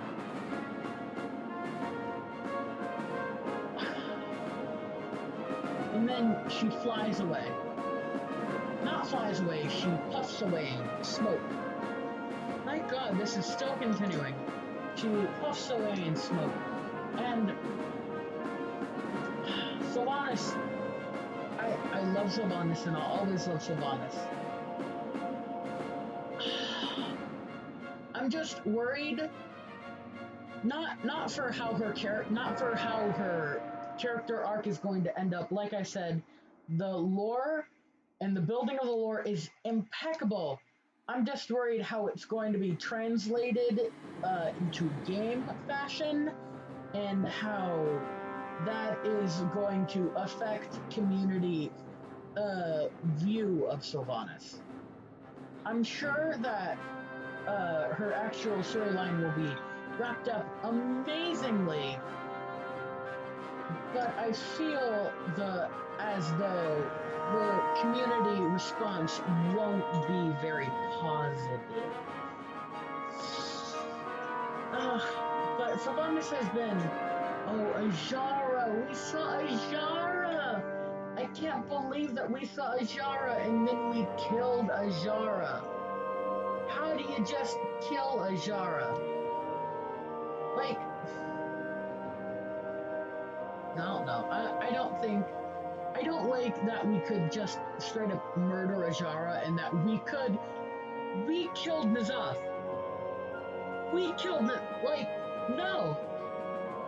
We should not have been able to kill N'Zoth there. And I know some people are saying, well, it's visions of N'Zoth. It's probably not going to be real, but I feel that they wouldn't go down that route. I feel that if they're made to make some way that the old gods are still alive, I feel that it would be through the Shadowlands. I don't think that it would be like, well, it was all a great, grandiose vision of N'Zoth.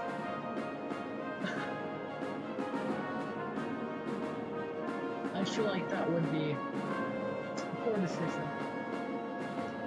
I guess I was kind of hoping, like, when I originally pre-ordered Reforged, I was still of the mind that they were going to change a lot of the levels, and I guess I was kind of hoping that Tomb of Sargeras level would be changed, and the Broken Isles levels. Those are just, like, the lore has been expanded significantly, and we get to see those in World of Warcraft. And, like, another part of it was that I was hoping that we'd get a Cho'Gall model as well. We'd, like, see, like, a showdown between Cho'Gall and Gul'dan. Or not a showdown, but, like, see Cho'Gall flee the island, like, in a vision. I think that would have been really cool. But we didn't, which is really sad. One of the other things that I really enjoyed about Reforged is just the variety that they used with the models. Like in the original, they had a little variety. Like Sir Gregory Edmondson was a white-haired paladin. Uther was a kind of gray and white-haired paladin. Arthas was long, flowing, golden locks paladin. Hulk, the Lifebringer, was, I believe, your basic paladin unit, and then one of them used the Admiral Dalian Proudmoore model, I believe. But in this, they're all completely different. Not, like, mostly different, right? I say that because Hulk the Lifebringer and Morgoth the Defender, I think it was Morgoth, yeah. Like, they look very similar, especially since the fact that they have the hoods on, but the difference being that Hulk has an eye patch, which is very cool to see, like, differentiations. And with the Dreadlords especially, even though I don't enjoy the sideburns, it's better than having the same model colored differently. And I'm glad that they still kept the separate colorings, because that really defined who they were as well. But it also made it all the more weird when Ticonderogas is red, and then you go through the Frozen Throne campaign and Verimathras is red as well. It's like, wait, but... Huh?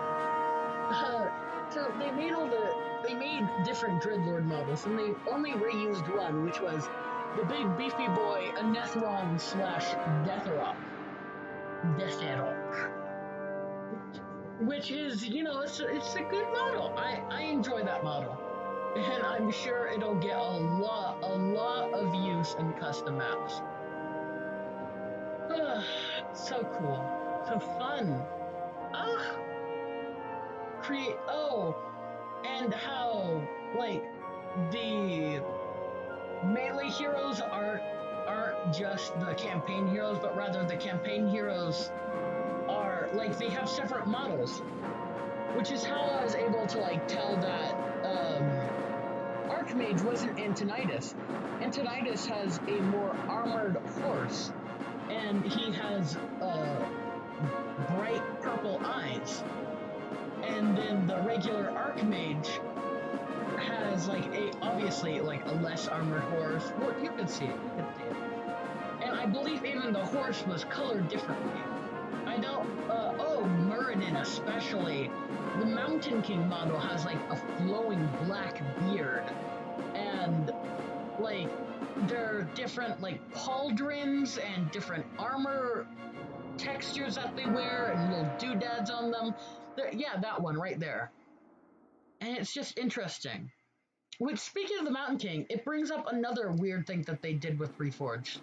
Like, why during the Avatar model, where the Mountain King goes into Avatar and he screams, "For Cosmodan!" Why did they cut off the "for" part and they just had it, "Cosmodan!" I don't understand the purpose of that. Why cut the audio? There's literally, well, I don't want to say there's literally no reason to it, because I don't think that they would do something without a reason. It probably has a reason, I just feel like the reason isn't very good, although it could be a thing, because what they really wanted to do was have Reforged and Classic players be able to play together, which, when they first said that, it was a bit misleading, the way that they said it, to be honest, because it implied that old Battle.net would stay, and it didn't. But they really wanted Reforged and Classic Graphic people to play, and that, like, that really hindered them. It hindered them significantly. It's not even, like, going through names anymore. What even is this? I don't understand what I'm seeing anymore. And why is it replaying the human soundtrack? Why does it not go on to, like, Undead or Orc or Night Elf?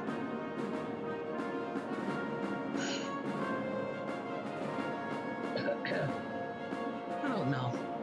I feel like this has been an hour and a half. Yep. Seriously, dude? Come on now. I can only talk for so long. I don't want to skip it. I feel like it would be rude to skip this.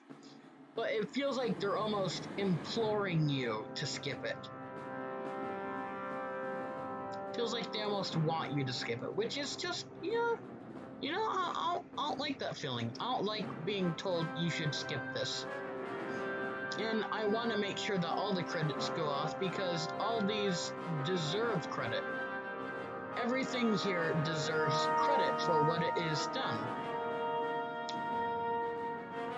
If only, yeah, I feel like the credits should move at a faster pace.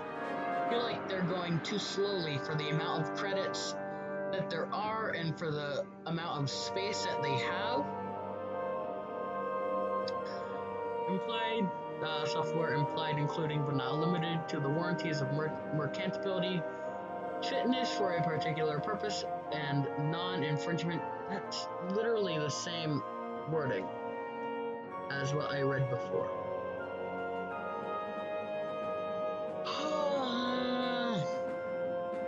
I don't understand why. Match override copyright 2003 to, and I want to say that it's just repeating, but I know it's not, because the copyright dates are changing. They're clearly different things. Neither the name of xcf.org Foundation nor the names of its contributors may be used to endorse or promote products derived from the software without specific prior written permission. This software is provided by the copyright holders and contributors as is, and any express or implied warranties, including but not limited to the implied warranties of merchantability and fitness for a particular purpose, are disclaimed. In no event shall copyright owner or contributor be liable for any direct, indirect, incidental, special, exemplary, or consequential damages, including but not limited to procurement of substitute goods or services, loss of use, data or profits of business interruption, even if advised of the possibility of such. MD5 message digest algorithm, MDN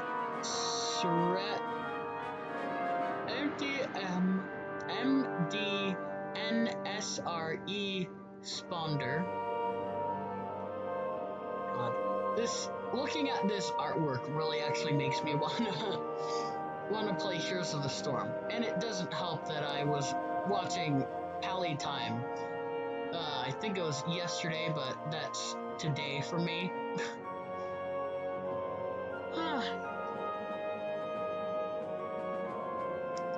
Come on now, like this is a little much, and I don't know. I feel like I should keep talking because I feel like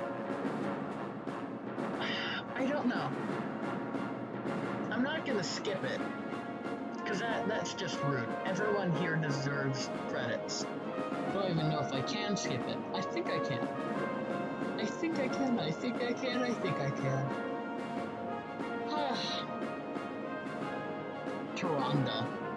Taronda's story is gone.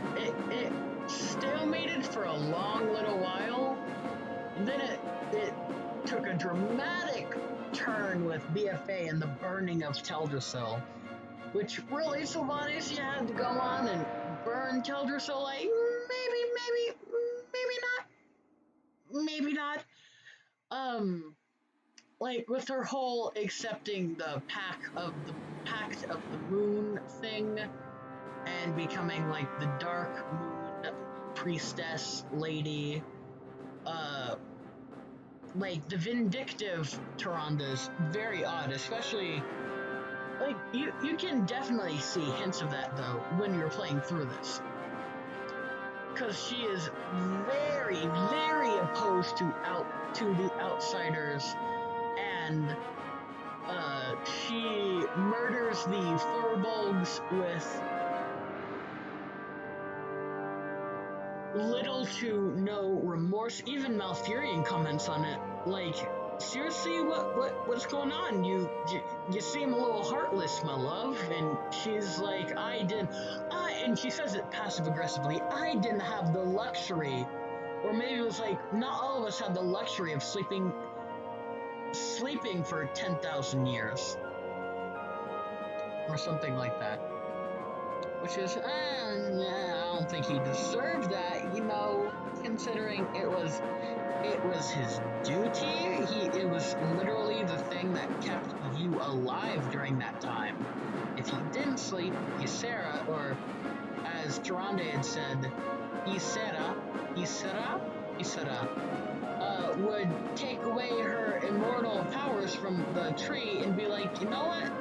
Maybe you guys don't deserve immortality. Then would have murdered them all, I'm sure.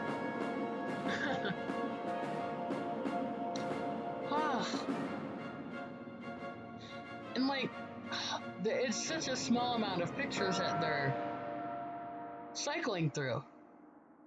At this point, you should have at least gone through with the Elite Tour and Chieftain song. Yeah, the human theme ended there. They're replaying it again. What? Come on now. Why do you have a thing for humans? Come on now. We beat this as undead. You should be at the very least playing the undead theme, not the human theme. Ugh, I don't understand. Chimeras were very useful at balancing the Scales mission. When Hellscream, Grom, or Hellscream, seemed, he was too bulky. He was way too bulky. He's a blade master. He's not a grunt. He's not a frontline. Well, he's a frontline warrior, but he's not. Yeah, he's not a grunt. He's a blade master. His entire thing is based off of being able to evade attacks. It doesn't help when you're like twice the size of the person attacking you. You can't really evade attacks very well. And I didn't really realize that was a problem I had with this model until I watched the Sacrifice of Hellscream cinematic, because in that cinematic it's very clear Grom is much skinnier and much more lithe. which translated a lot better with his original model. But he just doesn't have that. He's way too bulky in Reforged. And I don't know, I don't like that. But what are you gonna do? Interesting that concept art has those warglaives and not the ones with the panda on them. Which, did you notice that in the a long time coming mission, not mission, like little cinematic there? He didn't have the panda warglaives. How dare he? Which also, speaking about that, I don't know if I remembered to speak about that earlier. My, oh my, this is really long. I don't remember if I spoke about it earlier, but that metamorphosis sequence looked really nice. It was really cool. Oh, yeah. That was really cool. It gave me like some flashbacks to the Illidan novel. I wonder why. This has been going on for an hour and 45 minutes. Of course you knew that. I just didn't. About the Rexar campaign. I think what I'm going to do is when I'm playing through that, considering that there's no like level, and there are technically some checkpoints, but not really. I think what I'll end up doing is I'll set a timer on my phone for an hour. I'll just like make hour-long videos for that. And I don't know, I guess I'll have to save it for like going through multiple days. What's going to be really annoying is the autosaves. I really don't like autosaves. Why do they have to exist? Why can't you turn them off? Oh, so annoying. So annoying indeed. Sorceress looks nice.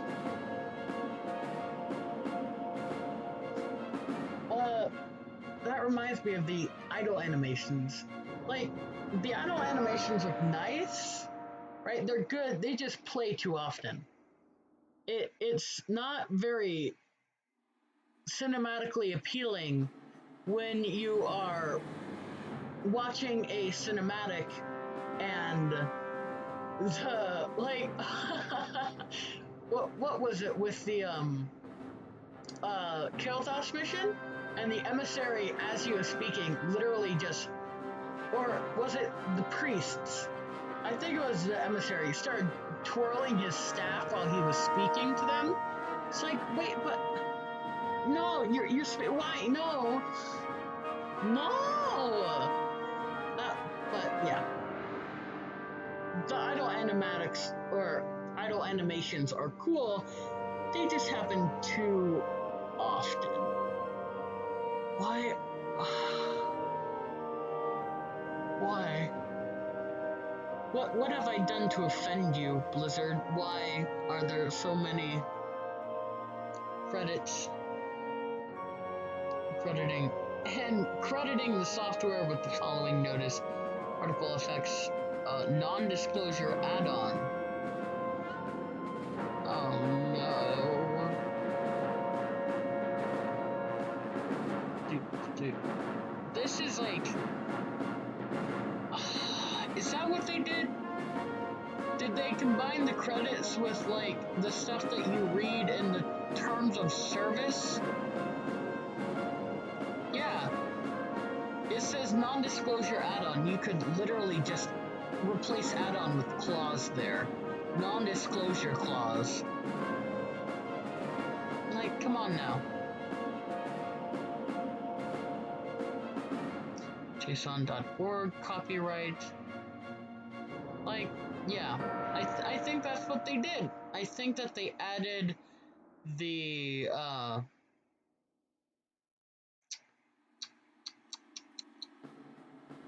terms of service agreement into the credits.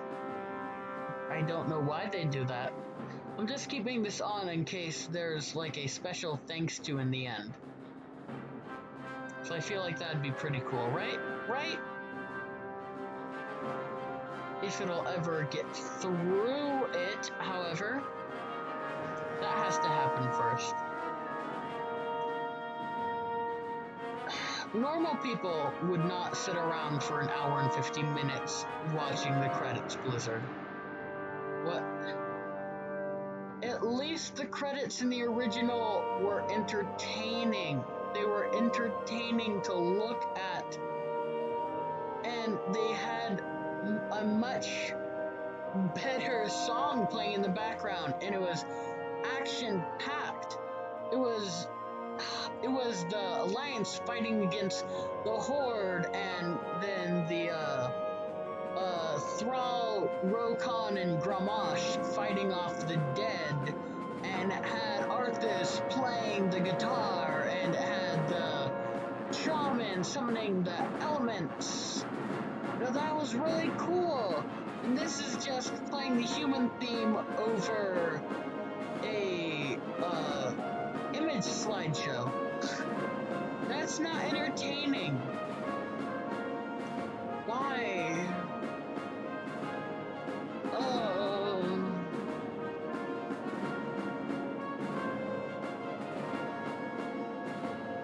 I'm tempted to look back and see, like, look up when the end of the credits is. But I won't do that yet. I'll give it a couple minutes before I do that. Software is provided by the copyright holders and contributors, and as is, and any express or implied warranties, including but not limited to the implied warranties of merchantability and fitness for a particular purpose, are disclaimed. In no event shall the copyright owner or contributor be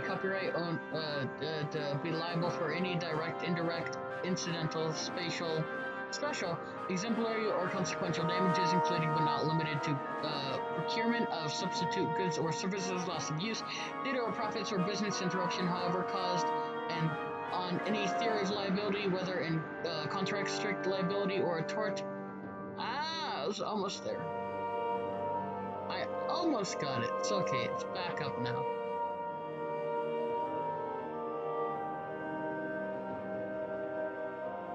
So this is VPX that we're on. It really feels that they're just repeating. I'm gonna look that up. I'm gonna look it up. When Warcraft 3 Reforged, when do the credits end? Right, end credits, ... What? Reforged forums. Okay, I need some sanity here. Just finished final Frozen Throne mission. When do the end credits? For whatever reason, they're still on standard day format. Fine, whatever, but at the very end, they had like 5 more minutes of credits. What do those credits contain? I kid you not, they credited every single script editor, compressor, language imaginable. If someone used a zip file, they credited the creditors of zip. They even credited the authors of Curl, friggin' Curl. Look, I'm not on the Blizzard turned corporate bandwagon entirely, but this is ridiculous. You don't have the goddamn credit your mousepad and Dasani water that was provided. This is literally a giant corporation that said, please add credits for XYZ legal reason. Oy vey. Okay, time to see if Duratan bonus campaign got changed, and then onto multiplayer. Wish me good luck. Credits goes to the internet creators for making this possible, and AI gore. To be fair, original Blizzard had joke credits to the credited kitchen sink in Warcraft 1. It's fine, but these weren't jokes. They literally had copyrights about them. Yep. You're not helping. Ending credits.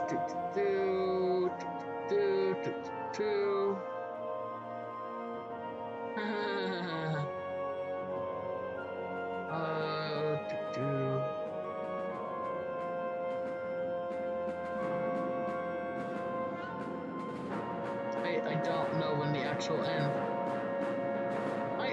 Like, this is a video of the credits, and it shows it being 14 minutes and 57 seconds. It's clearly longer. Ending credits comparison. I don't think you really need a comparison, do you? Alright.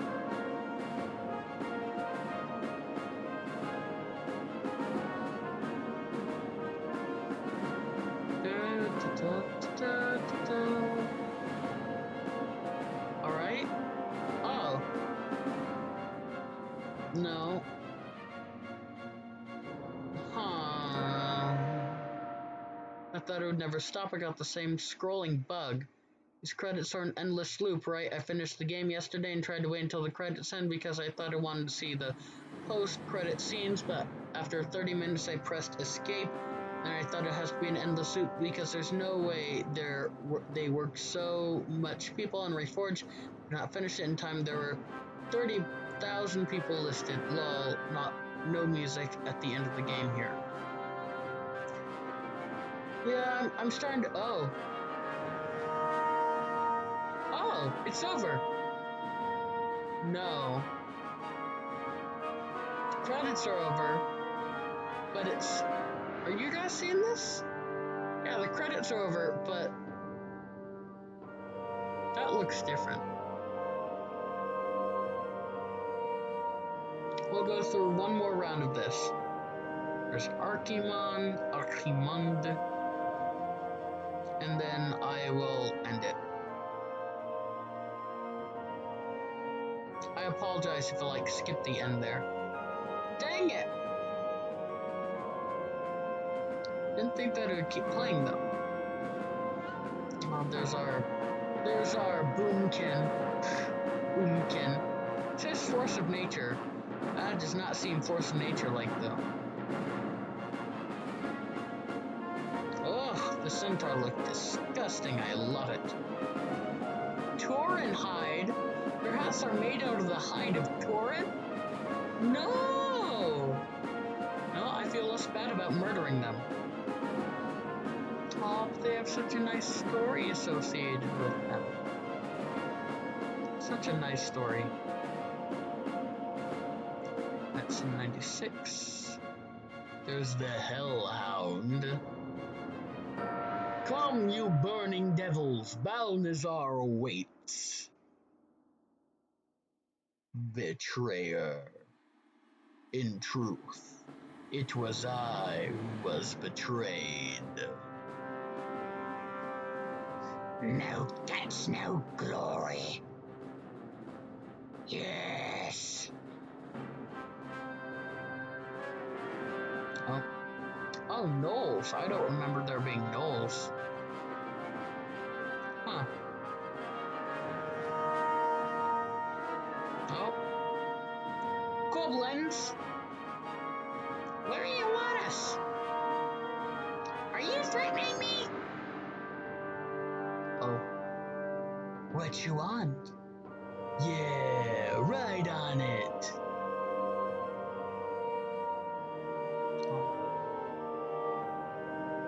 I'm blind, not deaf.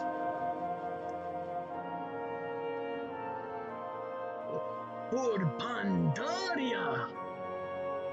My father was a bipolar.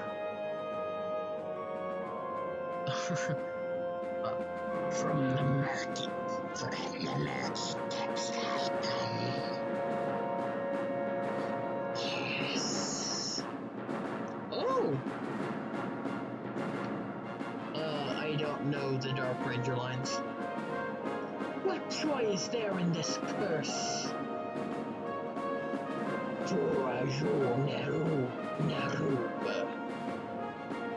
For the Spider Kingdom of the Fifth Bible. I don't think they have actually any spoken lines other than the wow, wow. And then obviously these guys had the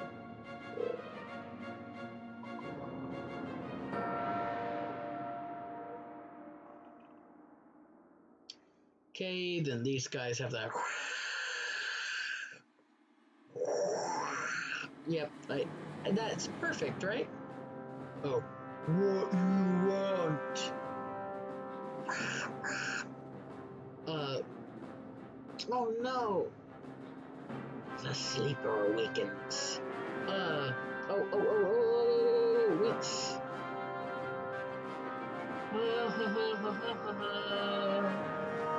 Dang, I couldn't think of a Kel'Thuzad line.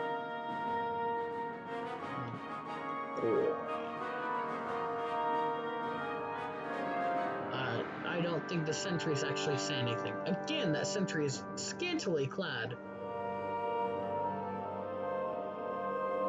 Oh. For the end of the world spell, press Control, Alt, Delete. I don't remember casting slow on you. You'd best stay clear of me, else I'll turn you into mindless sheep. Yes? What do you want?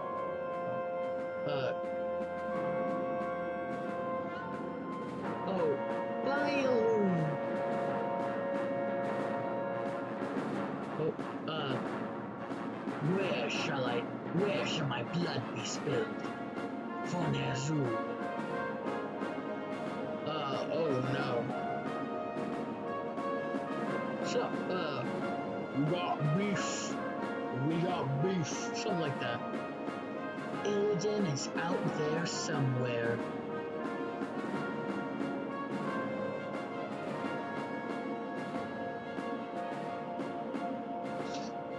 What you been doing? Where we been going? It's not a line. Those just have like steampunk noises.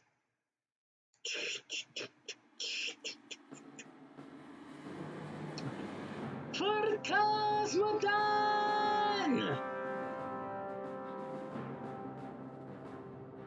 You're the one who killed Warcraft. Stone, earth, and fire. Heed my call. Oh. One shot, one kill. I'll attract the enemy with my human call. I'm so wasted. This is my hour. There are many like it, but this one is mine. I'll be twice the king my father ever was. For the Lich King. Glory to the Scourge.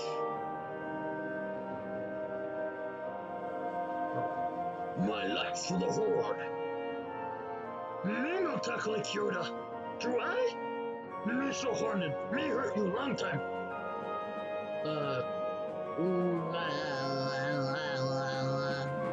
All the tribes. I can see my ancestors.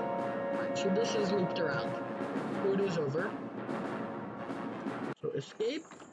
There we go. Alright, thank you ladies and gentlemen for watching this 2 hour and 2 minute long video. I hope that you got some measure of entertainment out of that. When we come back next, we'll be we'll be starting the Mok'Nathal bonus campaign, the founding of Durotar with Rexxar, last of the Mok'Nathal. I hope to see you all there. I hope you got some semblance of joy out of watching this, and I hope you have a wonderful rest of your day. This is Gary, signing out.